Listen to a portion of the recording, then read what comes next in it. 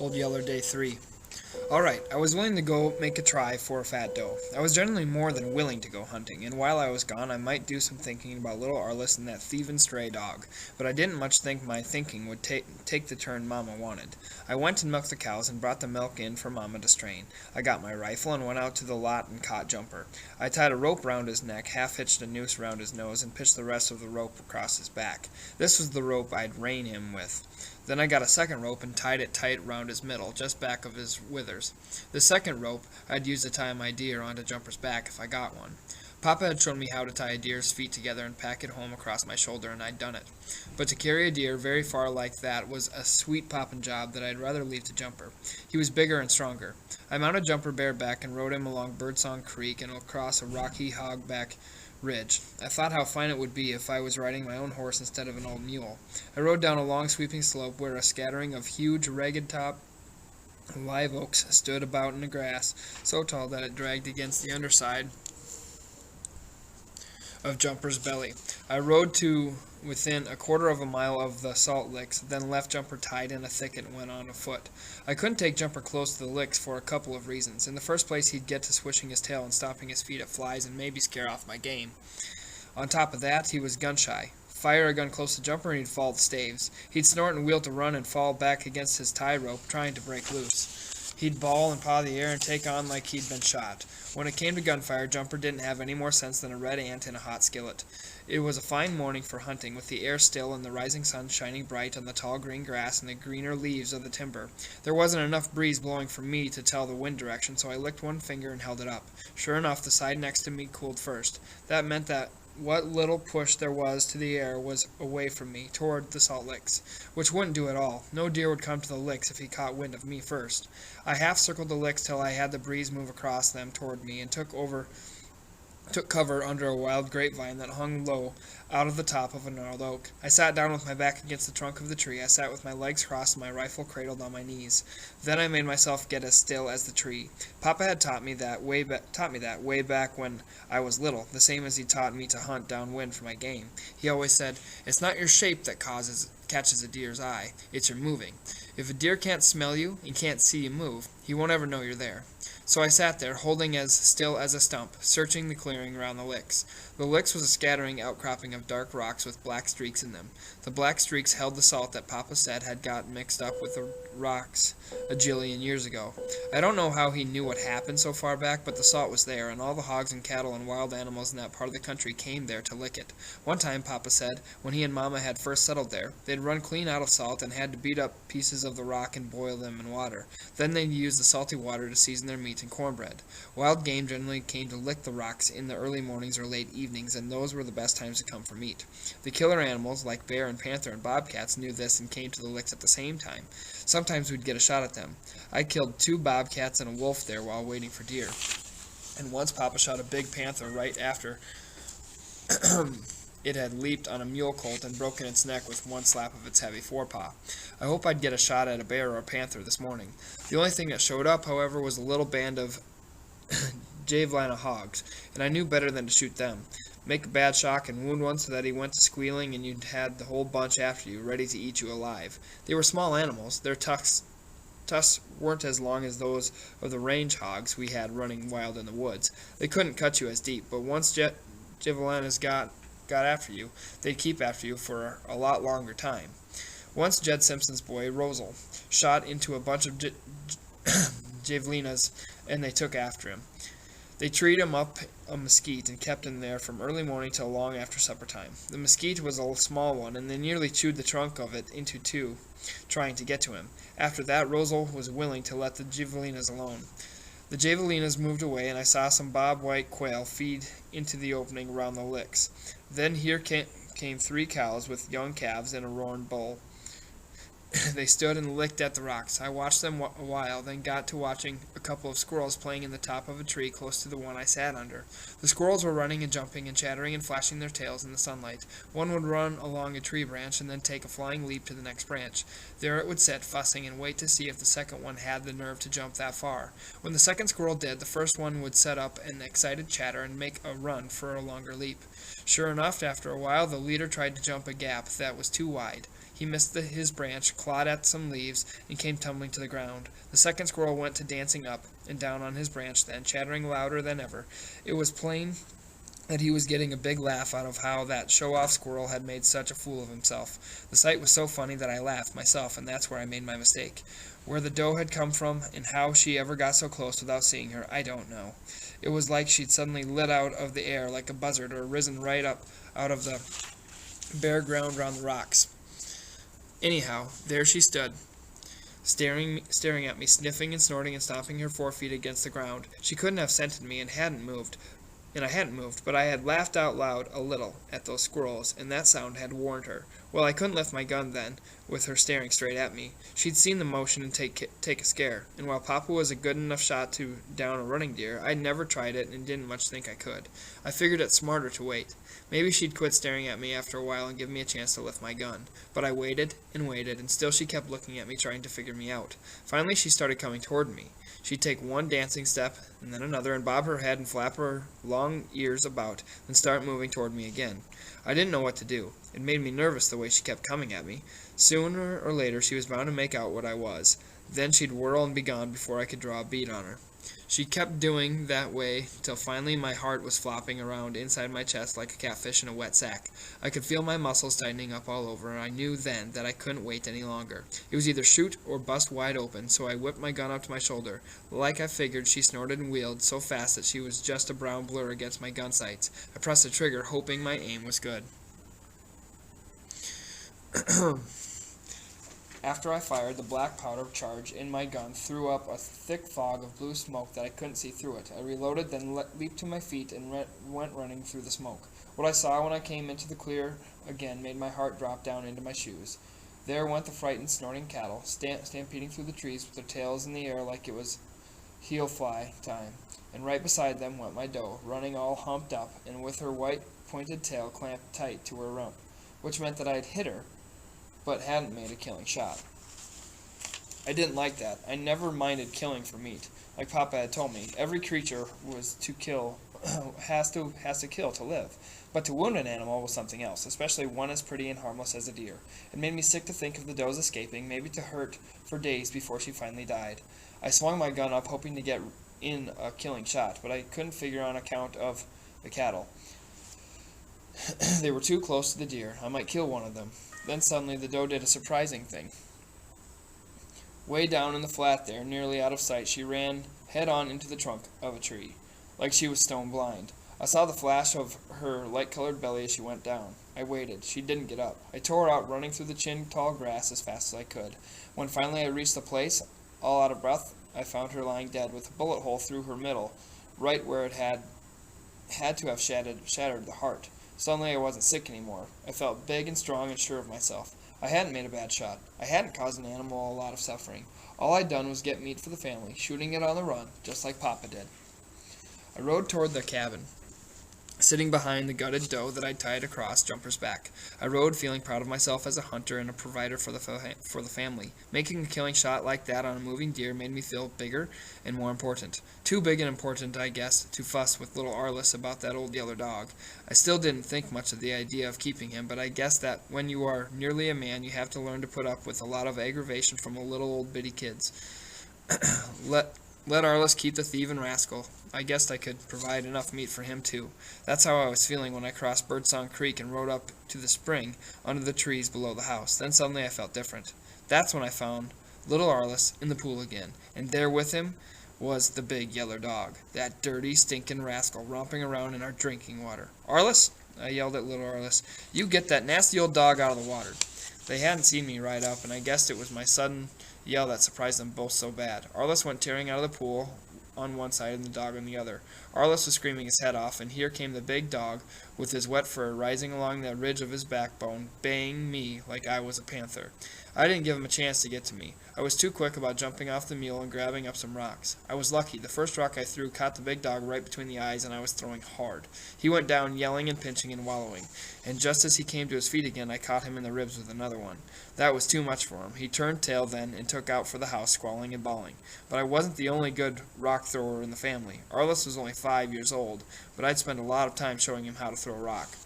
Now I wish I hadn't, because about then a rock nearly tore my left ear off. I whirled round just barely in time to duck another that would have caught me square in the left eye. I yelled, "Arliss, you quit that!" But Arliss wasn't listening. He was too scared and too mad. He bent over to pick up a rock big enough to brain me with if he'd been strong enough to throw it. Well, when you're 14 years old, you can't afford to mix in a rock fight with your 5-year-old brother. You can't do it, even when you're in the right. You just can't explain a thing like that to your folks. And all they'll do is point out how much bigger you are, how unfair it is to your little brother. All I could do was turn tail, like the yellow dog, and head for the house, yelling for Mama. And right after me came little Arliss, naked and running as fast as he could, doing his dead-level best to get close enough to hit me with the big rock he was packing. I outran him, of course, and then here came Mama, running so fast that her long skirts were flying and calling out, "What on earth, boys?" I hollered, "You'd better catch that Arliss," as I ran past her, and she did, but little Arliss was so mad that I thought for a second he was going to hit her with the rock before she could get it away from him. Well, it all wound up like I had figured. Mama switched little Arliss for playing in our drinking water. Then she blessed me out of good and proper for being so bossy with him, and the big yellow dog that had caused all the trouble got off scot-free. It didn't seem right and fair to me. How could I be the man of the family if nobody paid any attention to what I thought or said? I went and led Jumper up to the house. I hung the doe on the live oak tree that grew beside the house and began skinning it and cutting up the meat. I thought of the fine shot I'd made and knew it was worth bragging about to Mama. But what was the use? She wouldn't pay me any mind, not until I did something she thought I shouldn't have done. Then she'd treat me like I wasn't any older than little Arliss. I sulked and felt sorry for myself all the time I worked with the meat. The more I thought about it, the madder I got at the big yellow dog. I hung the fresh cuts of venison up in the dog run, right where Old Yeller had stolen the hog meat the night he came. I did it for a couple of reasons. To begin with, that was the handiest and coolest place we had for hanging fresh meat. On top of that, I was looking for a good excuse to get rid of that dog. I figured if he stole more of our meat, Mama would have to see that he was too sorry and no account to keep.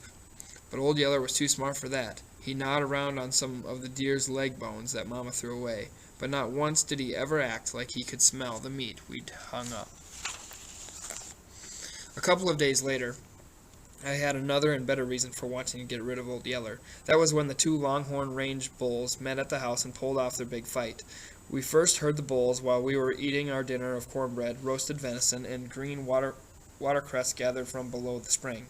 One bull came from off a high rocky ridge to the south of the cabin. We could hear his angry rumbling as he moved down through the thickets of catclaw and scrub oak. Then he lifted his voice in a wild brassy blare that set echoes clamoring in the draws and canyons for miles around. "That old bull's talkin' fight," I told Mama and little Arliss. "He's bragging that he's the biggest and toughest and meanest. He's telling all the other bulls that if they got a lick of sense, they'll take cover when he's around." Almost before I'd finished talking, we heard the second bull. He was over about the Salt Lick somewhere. His bellowing was just as loud and braggy as the first one's. He was telling the first bull that his fight talk was all bluff. He was saying that he was the bull of the range and that he was the biggest and meanest and toughest. We sat and ate and listened to them. We could tell by their rumblings and bellowings that they were gradually working their way through the brush toward each other and getting madder by the minute. I always liked to see a fight between bulls or bears or wild boars or any wild animals. Now I got so excited that I jumped from the table and went to the door and stood listening. I'd made up my mind that if the bulls met and started a fight, I was going to see it. There was still plenty of careless weeds and crabgrass that needed hoeing out of the corn, but I guessed I could let them go long enough to see a bullfight. Our cabin stood on a high knoll about 100 yards above the spring. Years ago, Papa had cleared out all the brush and trees from around it, leaving a couple of live oaks near the house for shade. That was so he could get a clear shot at any Comanche or Apache coming to scalp us. And while I stood there at the door, the first bull entered the clearing, right where Papa had one time shot a Comanche off his horse. He was a leggy, mustard-colored bull, with black freckles speckling his jaws and the underside of his belly.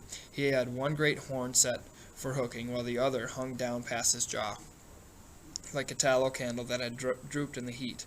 He was what the Mexicans called a chango, or droop horn. He trotted out a little piece into the clearing and then stopped to drop his head low. He went to snorting and shaking his horns and pawing up the dry dirt with his forefeet. He flung the dirt back over his neck and shoulders in great clouds of dust. I couldn't see the other bull yet, but I could tell by the sound of him that he was close and coming in a trot. I hollered back to Mama and little Arliss, "They're fixing a fight right here, where we can all see it." There was a split rail fence round our cabin. I ran out and climbed up and took a seat on the top rail. Mama and little Arliss came and climbed up to sit beside me. Then from the other side of the clearing came the second bull. He was the red roan I'd seen at the Salt Licks the day I shot the doe. He wasn't as tall and long-legged as the Chongo bull, but every bit as heavy and powerful, and while his horns were shorter, they were both curved right for hooking. Like the first bull, he came blaring out into the clearing, then stopped to snort and sling his wicked horns and paw up clouds of dust.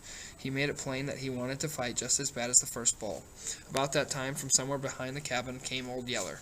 He charged through the rails, bristled up and roaring almost as loud as the bulls, and their bellowing and snorting and dust pawing sounded like a threat to him. He came out to run them away from the house.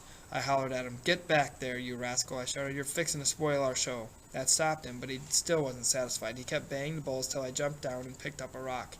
I didn't have to throw it. All I had to do was draw back like I was going to. That sent him flying back into the yard and around the corner of the cabin, yelling like I'd murdered him. That also put little Arliss on the fight. He started screaming at me. He tried to get down where he could pick up a rock, but Mama held him. "Hush now, baby," she said. "Travis isn't going to hurt your dog. He just doesn't want him to scare off the bulls." Well, it took some talking, but she finally got little Arliss's mind off hitting me with a rock. I climbed back up on the fence, and I told Mama that I was betting on Chongo. She said she was betting on her money on Roni because he had 2 fighting horns. We sat there and watched the bulls get ready to fight and talked and laughed and had ourselves a real good time. We never once thought about being in any danger. When we learned different, it was nearly too late. Suddenly Chongo quit pawing the dirt and flung his tail into the air. "Look out," I shouted. "Here it comes." Sure enough, Chongo charged, pounding the hard pan with his feet and roaring his mightiest, and here came Roni to meet him, charging with his head low and his tail high in the air. I let out an excited yell. They met head on with a loud crash of horns and a jar so solid that it seemed like I could feel it clear up there on the fence. Roni went down. I yelled louder, thinking Chongo was winning. A second later, though, Roni was back on his feet and charging through the cloud of dust their hooves had churned up. He caught Chongo broadside. He slammed his sharp horns up into the hilt in the shoulder of the mustard-colored bull. He drove past him so fast and hard that Chongo couldn't wheel away, and all he could do was barely keep on his feet by giving ground. And here they came, straight for our rail fence. "Land's sakes!" Mama cried suddenly and leapt from the fence, dragging little Arliss down after her. But I was too excited about the fight. I didn't see the danger in time. I was still astride the top rail when the struggling bulls crashed through the fence, splintering the posts and rails and toppling me to the ground almost under them. I lunged to my feet, wild with scare, and got knocked flat on my face in the dirt. I sure thought I was a goner. The roaring of the bulls was right to my ears. The hot, reeking scent of their blood was in my nose. The bone-crashing weight of their hooves was stomping all around and over me, churning up such a fog of dust that I couldn't see a thing. Then suddenly Mama had me by the hand and was dragging me out from under, yelling in a scared voice, "Run, Travis, run!" Well, she didn't have to keep hollering at me. I was running as fast as I ever hoped to run, and with her running faster and dragging me along by the hand, we scooted through the open cabin door just about a quick breath before Roni slammed Chongo against it. They hit so hard that the whole cabin shook. I saw great big chunks of dried mud chinking fall from between the logs. There for a second I thought Chongo was coming through that door, right on top of us, but turned broadside like he was too big to be shoved through such a small opening. Then a second later he got off Roni's horns somehow and wheeled on him. Here they went, then down alongside the cabin wall, roaring and stomping and slamming their heels against the logs. I looked at Mama and little Arliss. Mama's face was white as a bedsheet. For once little Arliss was so scared that he couldn't scream. Suddenly I wasn't scared anymore. I was just plain mad. I reached for a braided rawhide whip that hung in a coil on a wooden peg driven between the logs. That scared Mama still worse. "Oh no, Travis," she cried. "Don't go out there. They're fixing to tear down the house, Mama," I said. "But they might run over you," Mama argued. The bulls crashed into the cabin again. They grunted and strained and roared, and their horns and hooves clattered against the logs. I turned and headed for the door, looked to me like they'd kill us all if they ever broke through those log walls. Mama came running to grab me by the arm. "Call the dog," she said. "Put the dog after them." Well, that was a real good idea. I was half aggravated with myself because I hadn't thought of it. Here was a chance for the old Yeller dog to pay back for all the trouble he'd made around the place. I stuck my head out the door. The bulls had fought away from the house. Now they were busy tearing down more of the yard fence. I ducked out and around the corner. I ran through the dog run toward the back of the house, calling, "Here, Yeller, here, Yeller. Get 'em, boy, sick 'em." Old Yeller was back there, all right, but he didn't come and didn't sick 'em. He took one look at me running toward him with that bullwhip in my hand and knew I'd come to kill him. He tucked his tail and lit out in a yelling run for the woods. If there had been any way I could have done it right then is when I would have killed him. But there wasn't time to mess with a fool dog. I had to do something about those bulls. They were wrecking the place, and I had to stop it. Papa had left me to look after things while he was gone, and I wasn't about to let two mad bulls tear up everything we had. I ran up to the bulls, went to work on them with the whip. It was a heavy 16-footer, and I'd practiced with it a lot. I could crack that rawhide popper louder than a gunshot. I could cut a branch as thick as my little finger off a green mesquite with it, but I couldn't stop those bulls from fighting. They were too mad. They were hurting too much already. I might as well have been spitting on them. I yelled and whipped them till I gave clear out. Still they went right on with their roaring, bloody battle. I guess they would have kept on fighting till they'd leveled the house to the ground if it hadn't been for a freak accident. We had a heavy two-wheeled Mexican cart that Papa used for hauling wood and hay. It happened to be standing out in front of the house, right where the ground broke away in the sharp slant toward the spring and creek. It had just come to me that I could get my gun and shoot the bulls when Chongo crowded Roni up against the cart. He ran that long single horn clear under Roni's belly. Now he gave such a big heave that he lifted Roni's feet clear off the ground and rolled him into the air. A second later, Roni landed flat on his back inside the bed of that dump cart with all 4 feet sticking up. I thought his weight would break the cart to pieces, but I was wrong. The cart was stronger than I thought, and all the bull's weight did was tilt it so that the wheels started rolling, and away the cart went down the hill, carrying Roni with it. When that happened, Chongo was suddenly the silliest-looking bull you ever saw. He stood with his tail up and his head high, staring after the runaway cart. He couldn't for the life of him figure out what he'd done with the roan bull. The rolling cart rattled and banged and careened its way down the slope till it was right beside the spring. There one wheel struck a big boulder, bouncing that side of the cart so high that it turned over and skidded to a stop. The roan bull spilled right into the spring. Water flew in all directions. Roni got his feet under him. He scrambled up out of the hole, but I guess that cart ride and sudden wetting had taken all the fight out of him. Anyhow, he headed for the timber, running with his tail tucked. Water streamed down out of his hair, leaving a dark wet trail in the dry dust to show which way he'd gone. Chongo saw Roni then. He snorted and went after him. But when he got to the cart, he slid to a sudden stop. The cart, lying on its side now, still had that top wheel spinning round and round. Chongo had never seen anything like it. He stood and stared at the spinning wheel. He couldn't understand it. He lifted his nose up close to smell it. Finally, he reached out a long tongue to lick and taste it. That was a bad mistake. I guess the iron tire on the spinning wheel was roughed up pretty badly and maybe had chips of broken rock and gravel stuck to it. Anyhow, from the way Chongo acted, it must have scraped all the hide off his tongue. Chongo bawled and went running backward. He whirled away so fast that he lost his footing and fell down. He came to his feet and took out in the opposite direction from the roan bull. He ran, slinging his head and flopping his long tongue round, bawling like he'd stuck it into a bear trap. He ran with his tail clamped just as tight as the roan bull's. It was enough to make you laugh your head off, the way both of those bad bulls had gotten the wits scared clear out of them, each one thinking he'd lost the fight. But they sure had made a wreck of the yard fence.